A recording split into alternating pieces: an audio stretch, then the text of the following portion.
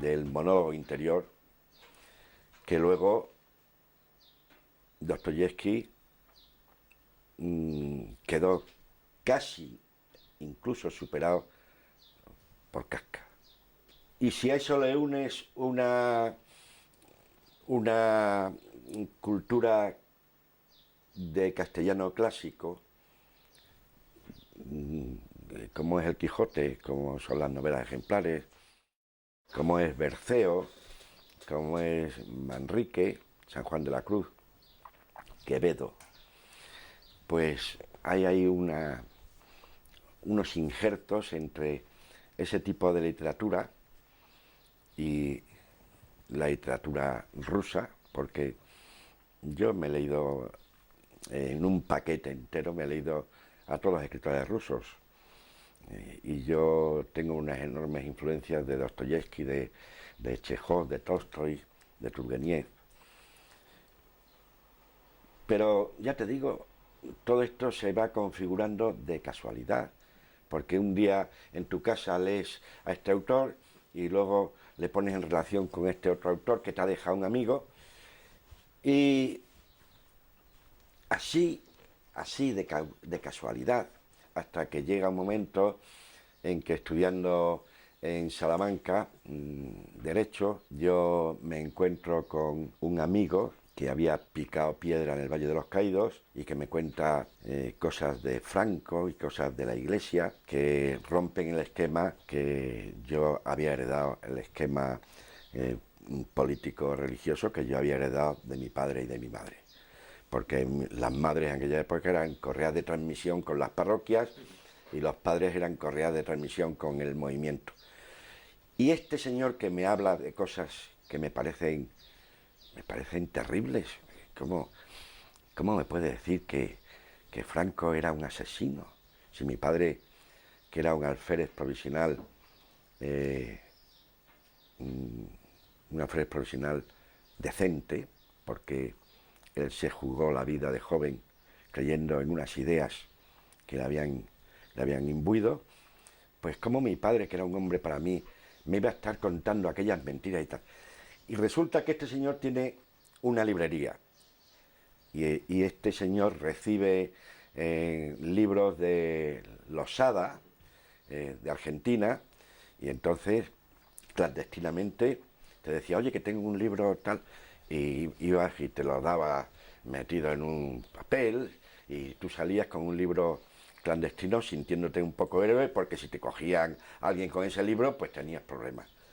Y entonces, por medio de este amigo, yo entré en contacto con Camus, con Sartre, es decir, con aquel movimiento que se llamó existencialista y tal.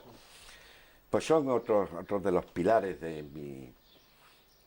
mi discurso mental, que está hecho a retazos y a veces mal cosidos, pero era lo que había en aquella época.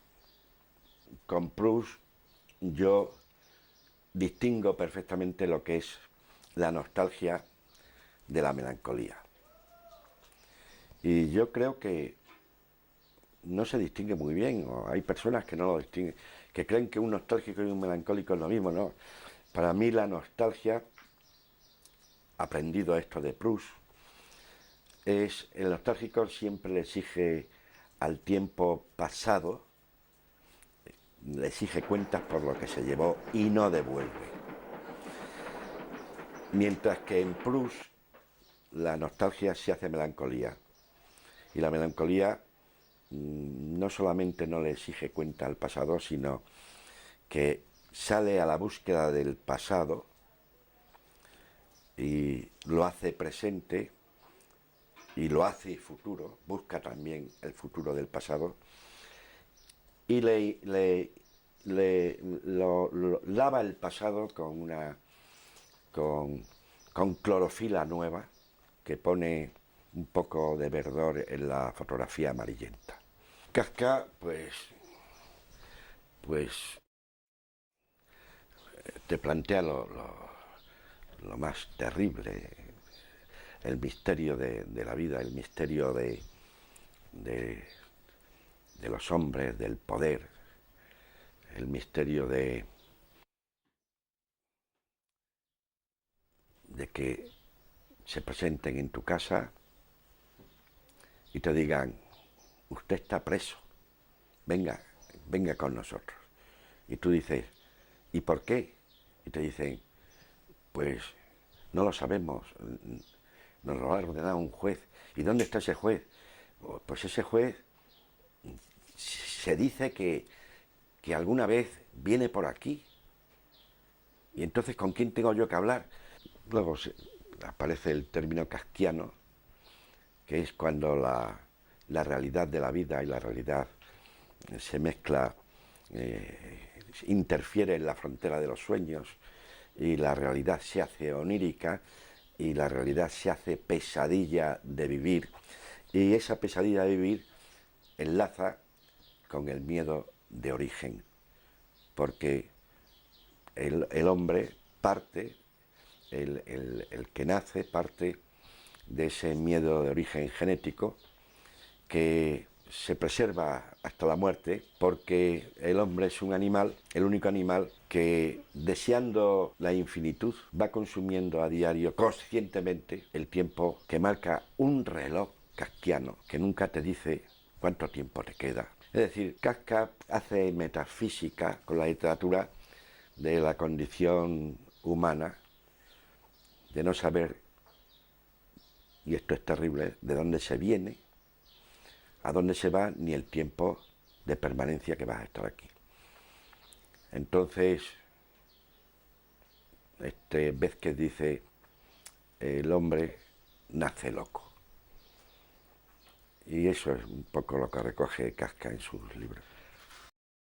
Machado mató a polvos a Leonor. Es el único pero que le pongo, porque le dijeron que Leonor estaba muy delicada, y que era muy jovencita, pero él dijo, aquí recupero yo el tiempo que he pasado en el seminario. Pues Machado, fíjate tú, simplemente, yo escribo esto y ya no escribo más. Se miente más de la cuenta por falta de fantasía, también la verdad se inventa. Bueno, un tío que escribe eso, o dale tiempo al tiempo, para que el vaso rebose, hay que llenarlo primero. Machado es otro padre. Umbral hizo lo que pudo. Y Umbral es el escritor, para mí, prescindible, porque puso valor a cada palabra que escribía. Y como él traía el síndrome de pobre, entonces él decidió que su frustración se compensaría ganando mucho dinero. Y como vivió en una sociedad en la que, bueno, en todas las sociedades, ya decía Quevedo, poderosos caballeros don dinero, pero él vivió en una sociedad en donde se le admiraba mucho más, y se le admiró mucho más, por la cantidad de dinero que fabricó, que por lo que escribió. Pues él dijo, si esta es la admiración que tenéis, pues ahí van montones de palabras, toneladas de palabras, algunas muy buenas. En algunas consiguió la metáfora, que es lo que intentamos todos. La metáfora llega al ángulo imposible, donde no llega la ciencia, donde no llegan otras palabras, llega la metáfora, que la metáfora es lo inefable, lo inexplicable, lo que con una simple palabra colocada en un sitio elegido para ella, una simple palabra sin brillo, sin sonoridad, una palabra doméstica, pues se produce en la cabeza del que la lee, una conmoción. Esa es la metáfora. La cantidad de gente que se muere con tantos goles por ver. Y yo pensé que necesitábamos tener la vida de las tortugas o de los elefantes para poder leer tanto como queda por leer. Sobre todo, tanto como queda por releer, porque la lectura no es nada sin la relectura. De tal manera que uno también podría pensar, ¿qué me importa lo que me queda por leer si he estado toda mi vida leyendo un solo libro? Un solo libro necesario. Hombre, a mí me gustaría tener 1000 años más para poder leer en griego la Ilíada, la Odisea. Primero tenía que aprender griego. Y luego para leer el latín a los clásicos latinos. Y luego tenía que aprender inglés para leer en inglés a Shakespeare. Y luego tenía que aprender ruso, ya no tengo tiempo para aprender más, para leer en ruso a todos los escritores rusos. Porque claro, fíjate tú en qué condiciones leemos a los escritores traducidos. Yo soy ahora de las letras de Jonás, porque Jonás es bipolar. Por la mañana atiende a los lectores en la biblioteca, los aconseja, hace lectores y luego tiene un grupo musical que se llama Los Duodémos. Y gracias a Jonás yo he aprendido a querer a una persona que yo la tenía auténtico desprecio, que se llama el Fari, porque el Fari andaba por ahí diciendo en todas las entrevistas, insinuando que se había cepillado a Ava Gardner, borracha. Fíjate qué miserable, ¿eh? Que la había llevado en el taxi hasta el hotel y que la subió y que luego ya le dijo, métete aquí en la cama conmigo. Bueno, pues para mí el Fari era lo peor de este mundo, pero de pronto he escuchado la canción de Jonás y soy ya seguidor del Fari. Y soy seguidor hasta de Terelu, porque tiene otra canción que es Bailar con Terelu. 3 títulos necesarios: Cervantes, el Quijote, quizá el Quijote y el celoso extremeño. Dostoyevsky, los hermanos Karamazov o Endemoniados, Kafka, El Proceso, Tolstói, Guerra y Paz. Y ya si venimos avanzamos, pues me resulta muy difícil darte un título. Yo me quedé en Baroja. Luego te podría dar un título: El viaje equinoccial de Lope de Aguirre de Sender. Y de lo que hay tal, no te puedo dar ningún título porque no he leído nada, porque tengo asesores. Entonces mi hermano Jesús me dice, no, si no hay nada que puedas leer. Pero así lleva años y años.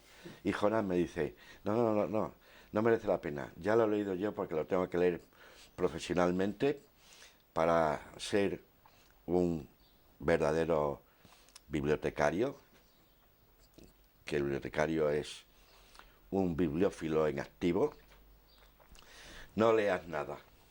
Por ahora no. Y llevamos conociéndonos 6 años y todavía no me ha sorprendido diciéndome, léete este libro. Sí, me dijo, lea Bergamín. Y de Bergamín me ha quedado algo que me aclara mucho las cosas. Amigo que no me lee, amigo que no es